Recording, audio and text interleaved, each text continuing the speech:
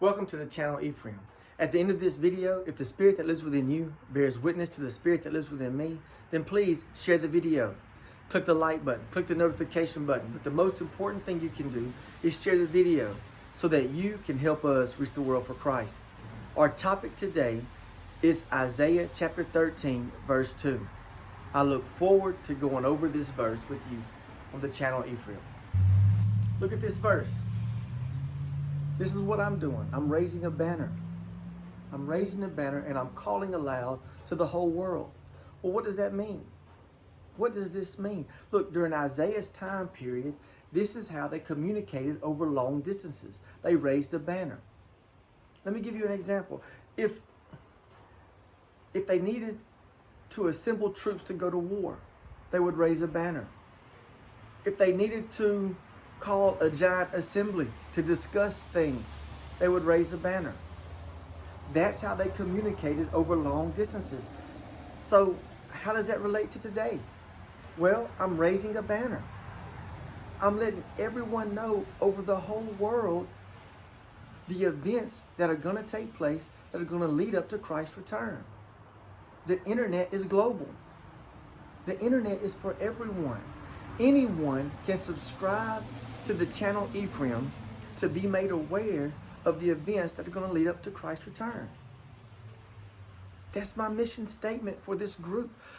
I would like to be able to allow God to use me through this group to help teach others around the world so that when the time comes, they can help prepare or take care of those in their community, their family, so that they can keep them safe, so that they will know God's plan of what to do. That's what Isaiah is talking about. It's time to raise a banner to let everyone know what's about to happen. We are in the tribulation. We are the last generation.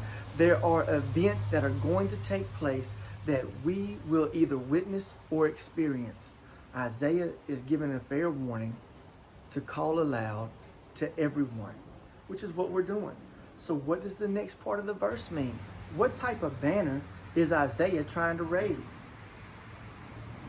During Isaiah's time period, waving your hand, the open hand, was a symbol of peace. It's a sign of peace. We come in peace. It really hasn't changed much today. If you wave at somebody, you're showing them we have no weapon. Don't be alarmed. We're exposing our waist. There's no weapon around our waist. During Isaiah's time period, they would carry swords.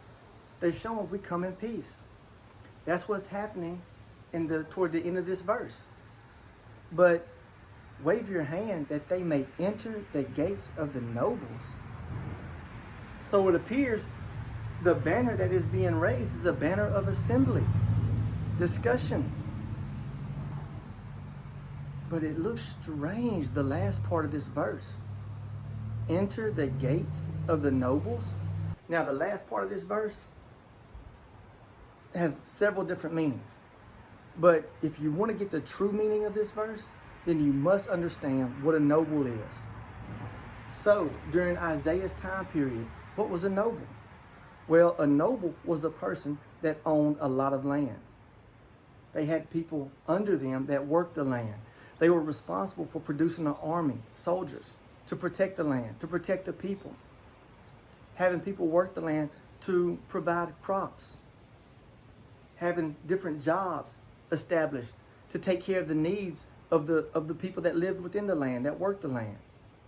That was a noble. Now, what would a noble be today? Well, a noble today would be a politician, a governor, a mayor, a CEO of a major business, managers, superintendents, principals, coaches. Anyone that has a position where they have people under them and they're responsible for those people under them. That would be like a noble. So what do all these professions have in common? These professions they're used to using resources to take care and provide for the needs of the people under them. That's what they have in common. That is what Isaiah is trying to describe. Now that we understand what a noble is, who is the they in that verse? Who is the they that want to enter the gates of the nobles? What has happened for all of a sudden? Isaiah in verse 1 is talking about a burden. Now all of a sudden, he's waving his hand because he wants to let the nobles understand that, hey, he's vouching for this group of people that want to enter the gates of the nobles to discuss what? What has happened at this point? This is where it gets really interesting. So who is the they in this verse? Where do they come from? What is going on at this point in the verse? What is happening? Are you familiar? Oh, I tell you what, I need to do a recap real quick so you will better understand what exactly is taking place during this verse. What has already happened to cause, it doesn't make sense if you think about it.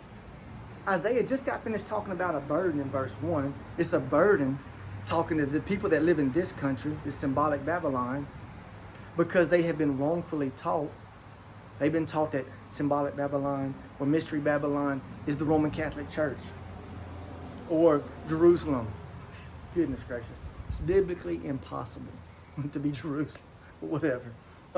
Or a world government system, or whatever the case may be. I don't have time to go into that. But anyway, so that's why it's a burden talking to these people. Now all of a sudden, they want to enter the gates of the nobles? What is going on? What is happening? Have you been watching the videos? If you've been watching the videos, you should know. Right now, you're not going to believe me. You're not going to believe me.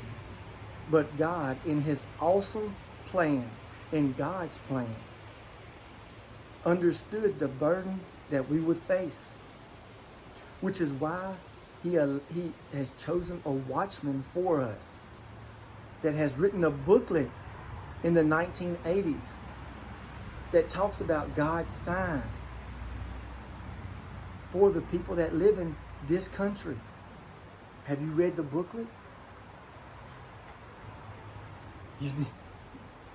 Surely, I hope you have, if you see what's going on in Israel right now and how easily what's taking place in Israel could escalate into something global.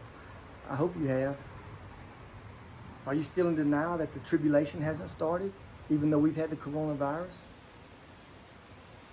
I hope not. Well, anyway, you won't be in denial after America destroys Egypt.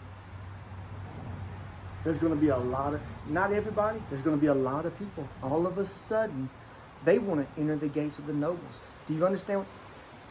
They want to talk to people that know how to get resources so that they can escape what's coming to this country. Because they understand now what Isaiah is describing. Does it make sense now?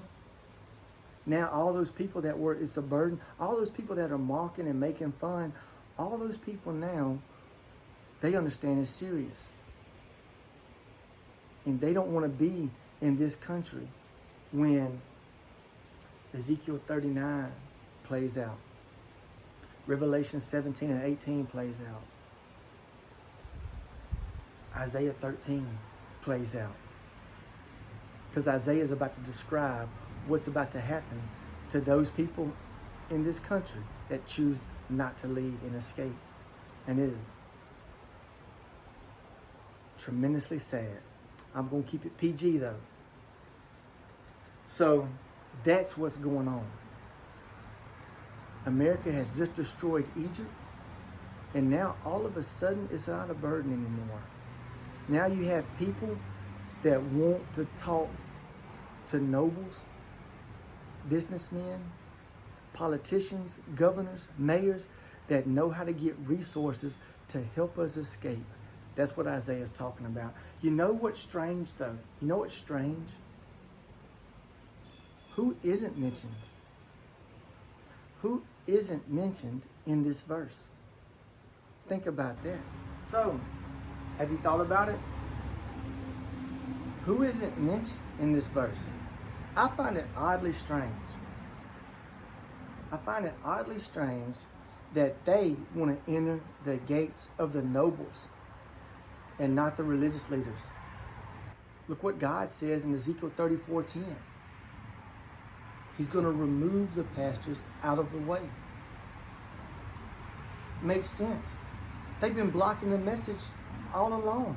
They wouldn't let someone like me speak to the congregation to just share with them the verses so that the Holy Spirit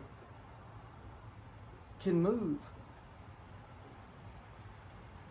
So if they've been blocking the message, well, now America has destroyed Egypt, and people are going to be able to see the truth. There it is.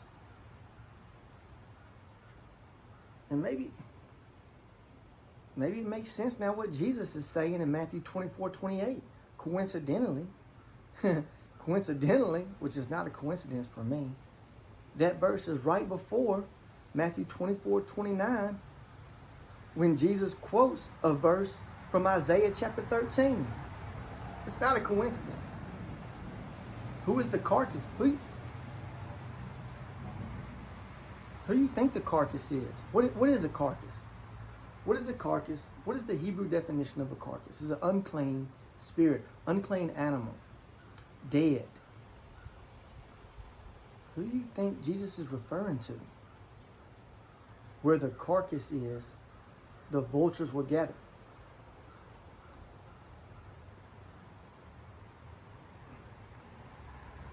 Pastor, those that have written books that are false, that are lying, those that have been taught incorrectly, that now teach people and are the fig tree generation incorrectly. Jesus is saying they dead. And their own congregation is going to turn on them. Where the carcass is, the vultures will gather. Unfortunately, there's still going to be people in America that are around the world, but Isaiah chapter 13 is really focusing on symbolic Babylon, which is this country. Unfortunately, there are going to be people, pastors, religious leaders, that are still going to speak out. Jesus does say it's going to be like the days of Noah. They're going to speak out against this group of people that is trying to leave, even after America destroys Egypt. And Jesus is saying, you're going to die. And your congregation is going to turn on you because they trust you right now. They trust you. And you're still going to go. They're no different than the Pharisees, Sadducees, scribes, and religious leaders during Jesus' first coming that knew Jesus was God's son. Because how could you perform miracles and not be from God? So that's what Jesus is saying in that verse. And that's why God is going to remove the pastors out the way. That's why Isaiah is describing it like this in verse 2.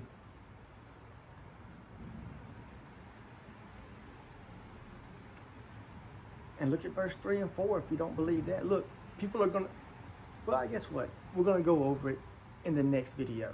So look, that's my time on the channel Ephraim today. Look, I've enjoyed it. I enjoy going over these verses with you and giving you an opportunity to hear the truth. Now, if the spirit that lives within you bears witness to my spirit, then please share the video. Share the video so that other Christians will just have an opportunity to hear the truth. Subscribe to the channel. Click the like button. Click the notification button. The most important thing you can do is share the video. Go to the website above. Download the free booklet. It's free. That's going to describe the event that's about to take place. If you haven't been paying attention to what's going on in Israel right now, God is showing us it could happen at any given time. Any given time, what's taking place in Israel could lead into a global event. So I don't know how much time we have. All I know is I'm doing my part by raising a banner, calling to the world, letting you know that I come in peace. I just want to share God's truth so that when America does destroy Egypt, there will be numerous Christians, millions of Christians that are going to want to talk to people that can make things happen. Y'all, I've enjoyed it. Y'all know the drill. Peace out. I'm chilling.